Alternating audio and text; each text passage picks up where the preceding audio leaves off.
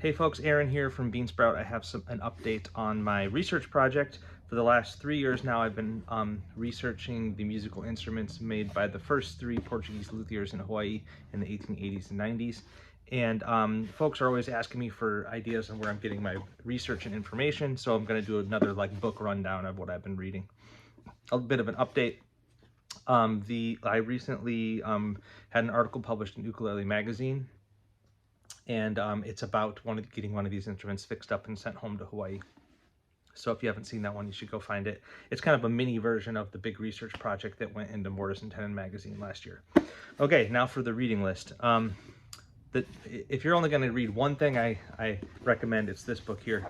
It's called Kika Kila, How the Hawaiian steel guitar changed the sound of modern music. And so you might be like, well, Aaron, you're writing about the ukulele. Why are you writing about steel guitar, reading about steel guitar? Well, steel guitar is probably the most important musical export from Hawaii ever, even way more than the ukulele, because steel guitar and its many offshoots and ancestors are in tons of American music and world music too. So all the dobro, all the steel guitar on country music records, all that stuff. And there was a time in America where Hawaiian steel guitar was cutting edge technology, and it was the top 10 records in America. This book is really well written. University of North Carolina Press, and this guy, John Troutman, who I really want to meet. So it traces how the steel guitar was developed and how it spread all around the world, but he really does a good job of explaining also little bits about race, culture, and class mixed in with this Hawaiian music and this instrument, and it's really interesting. There's a chapter on here that's basically what my first master's thesis project was. There was a steel guitar player named Eddie Alkire, who was a guy from the Midwest, and he wrote all this music for the Oahu Conservatory of Music, which is basically a pyramid scheme to sell guitars and sheet music. And through that program of correspondence courses, radio courses, whatever, they train steel guitarists all around the world. I wrote that paper in 2005, and I had a little bit of Eddie Alkire's papers to look at. His entire collection went to University of Illinois, where this guy looked at it and wrote a whole chapter in the book on the same project I did. I wish this book would have been available when I was a master's student. It's really good, and it's going to change your ideas about Hawaiian music and American culture. You need to read this book, Kika Kila. It's really good. I wish I would have seen this when I was a young man, and I want to meet this guy. He's really cool. Okay, so more music stuff. Sean told me about this book. It's a modern book, The Instruments in Portuguese Traditional Music, and it talks about all the small Portuguese guitar kind of things, and it does and it gives a kind of musicological approach to them, their tunings, their stringings, the scale lengths, all that stuff. Now it is a little bit different than we would want to hear about, because the Madeiran instruments are island instruments that are slightly different than the mainland Portuguese instruments. So they do mention that they do have the Madeiran instruments in here, but on the Portuguese mainland, they seem to put steel strings on a lot of these instruments, which we don't think the Madeirans did, and it's not really appropriate. But anyway, it's still really cool because I'm learning a lot about traditional Portuguese music by reading this book, and I believe this is a translation. But it's got all the interesting stuff, and you can even see similarities to the Madeiran instruments that we're interested in. It's by Sergio Branco. Another cultural one that I found, Sean and Jim and some other scholars have been really interested in the next generation of builders that started big businesses in Hawaii to build ukuleles. A lot of them were Chinese immigrants. And one of the guys' name was C.Q. Yi Hop, and he ran the Hawaiian Mahogany Company, which was a lumber company, but they made tons of instruments too. And this is a little self-published kind of thing I got on Amazon, a Chinese immigrant success story. It's mostly written in his words, kind of edited by one of his family members, but there's pictures and documents, and there's two tiny little sections on their sawmills and on ukulele stuff. There's a part about the ranch on Kona where they got the koa wood. 25,000 acres of land on the slopes of Hawaii's Mauna Loa, southwest Kona. So it's just kind of interesting to fill in that little gap of well, how did we start having sawmills to make the wood to be in factories? There you go. Okay, so now wood stuff. I faced a lot of clapback from some people about my ideas about identifying some of the woods on the old instruments.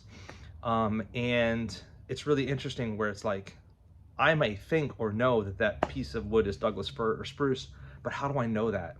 It's kind of like asking a chef, how do you know what cinnamon is? It's like, I just know because I've spent so much time with it, but that's not scientific. You would have to find a way to describe it better. So I got this book that's, I guess, the kind of the gold standard for identifying wood, Bruce Holdley. And the way that he does it scientifically is you take tiny slivers and look at the end grain in a magnifying glass.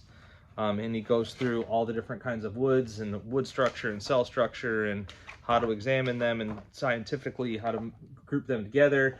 And it does make sense, although I can't cut slices off of old instruments, but it does give me more kind of ammunition under my belt for when I want to have a conversation with somebody about wood identification. This is good.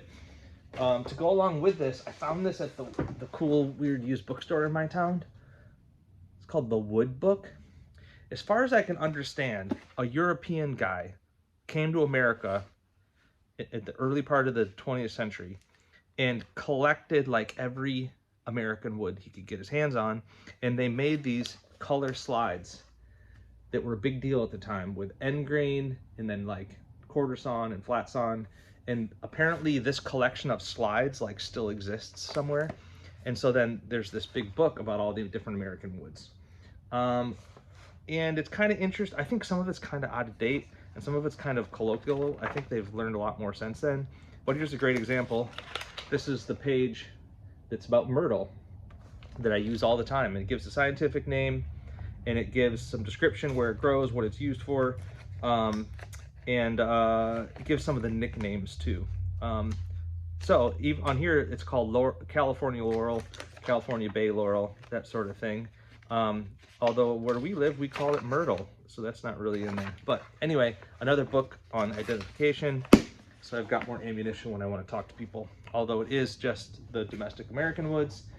Now, to cover some of the rest of it, my friend Bart Potter, who's a forester and wood guy, he recommended this, Common Forest Trees of Hawaii, and it includes the invasives, which I think is really important because some of the woods that we now think of as invasives in Hawaii were planted in the 1800s.